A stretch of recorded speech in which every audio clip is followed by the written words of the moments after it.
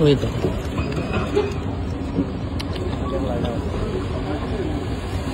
তুমি গাড়িও না মোবাইল চল ফেলাই নতুন না ওইটা তল নিচ গেছিল ওইটা এখন তোরা দিয়ে ঠিক করছে ব্রিজের ভিতর ওই জায়গা তো বেশি নষ্ট হয়েছিল এই দেখো লাইন দেখো তাহলে তো বুঝবা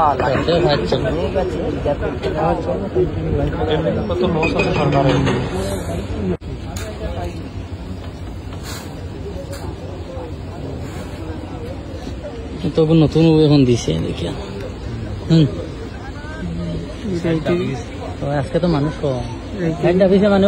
ওদিক থেকে জল নামে না নিয়ে যা আর জলের সব সিরিয়াল লিয়া যায়